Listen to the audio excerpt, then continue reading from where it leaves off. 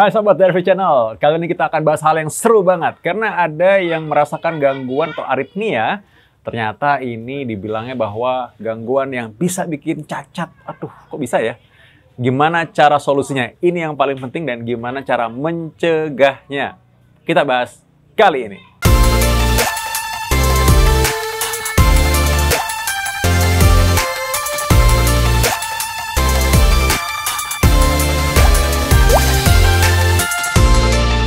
Oke, ini pertanyaan dari sobat di Instagram. Jadi saya udah bilang bahwa saya akan bahas pertanyaan-pertanyaan, komen-komen yang ada di Instagram saya dan juga di YouTube.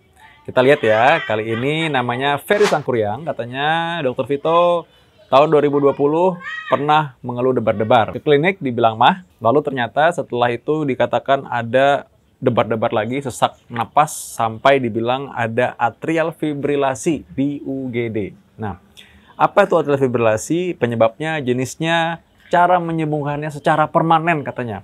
Oke, kita bahas sekarang juga. Jadi gini, Pak, semoga Anda sekarang dalam keadaan stabil karena memang komplikasi atau yang ditakutkan dari atrial fibrilasi adalah orang itu menderita stroke. Nah, kenapa demikian? Karena ketika atrial fibrilasi ini timbul, dia membuat jantung kita seperti mengocok-ngocok secara nggak beraturan. Jadi darah kita cenderung menggumpal. Dan akhirnya gumpalan-gumpalan darah ini itu masuk, bisa terbang ke pembuluh darah-pembuluh darah lain.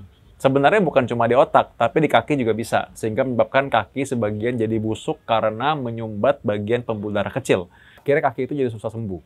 Dan kalau dibilang apa risiko terburuknya, bisa amputasi malah.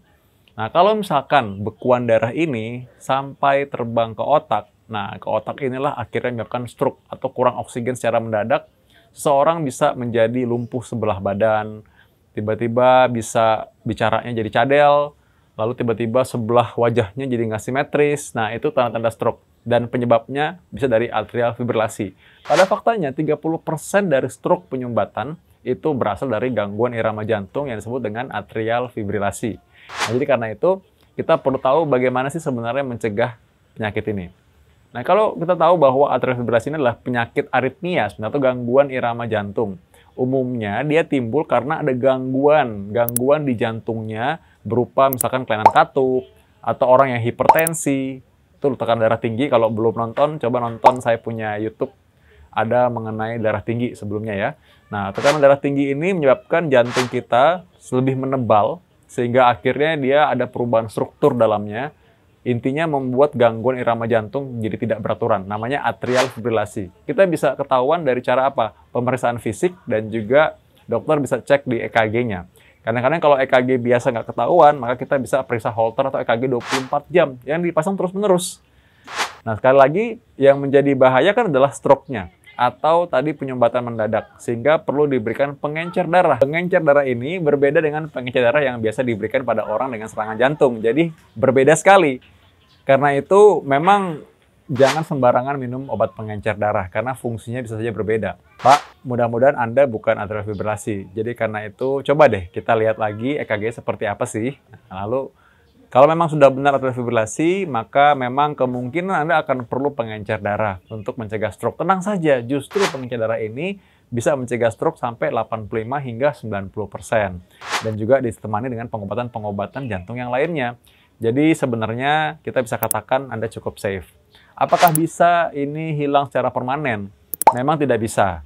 Kita bisa kontrol dengan cara memberikan obat pengontrol irama jantung atau obat untuk memperlambat irama jantung. Nah, ini untuk mencegah tiba-tiba atrial fibrilasi ini terlalu kencang, Anda bisa tiba-tiba pingsan atau tiba-tiba nggak sadarkan diri, misalkan karena oleng rasanya ya.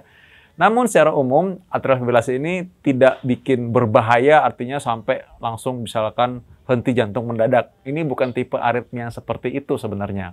Jadi yang ditakutkan pada atrial fibrilasi adalah stroke. Dan kita bisa cegah stroke-nya. Jadi tenang dulu. Belum tentu penyakit ini lantas Anda harus takutin, pikirin tiap hari, taunya malah jadinya akhirnya jadi jantungan betulan ya. Nah, irama jantung yang tidak beraturan ini bisa sekali lagi kita kontrol dan kita turunkan risiko stroke-nya dengan minum pengencer darah. Nah, apakah memang ada cara lain? Memang ada, namanya ablasi. Ablasi atrial fibrilasi bisa dilakukan. Itu semacam mirip orang kateterisasi jantung. Dengan kateter ada kabel-kabel tersebut, kita mengablasi atau kita menghilangkan fokus-fokus yang mungkin menjadi penyebab gangguan irama jantung. Tapi memang ada ketentuannya, tidak semua jenis atrial fibrilasi bisa dipecahkan dengan cara ini. Dan kalau misalkan pada jantung yang sudah punya kelainan katup misalnya, apalagi sudah lama, ada kelainan struktural, maka kemungkinan berhasilnya memang kurang begitu baik. Artinya bisa kembali berulang. Nah, jadi kan susah kalau orang setiap kali diablasi muncul lagi, ulang lagi. Ya walaupun sekarang tentunya akan menjadi semakin canggih karena ada namanya ablasi 3 dimensi untuk bisa mengetahui titik mana yang mesti dihilangkan. Tapi sekali lagi bahwa cara yang paling efektif saat ini, yang paling efisien tentunya apabila orang menderita atrial fibrilasi, biasanya memberikan pengencer darah. Memang ada kemungkinan untuk Anda mungkin atrial fibrilasi dilakukan ablasi, namun tidak pada semua kasus, itu orang per orang. Saya tidak tahu kasus Anda seperti apa, jadi mungkin perlu konsultasi individual untuk itu. Nah, sekali lagi bagi orang-orang yang pernah dikatakan atrial fibrilasi, tenang aja. Anda masih bisa aktivitas seperti biasa, dengan obat-obatan yang teratur. Dan ini membuat Anda sebenarnya tetap produktif, tetap bisa kerja kok. Jadi tenang, waspada, atasi penyebabnya, cegah dari awal. Semoga Anda semua tetap stabil dan sehat ya. Dapatkan informasi medis langsung dari Dr. Vito dengan subscribe channel YouTube ini. Anda juga bisa membagikan semua informasi berharga di sini dengan cara share ke teman-teman atau kenalan Anda.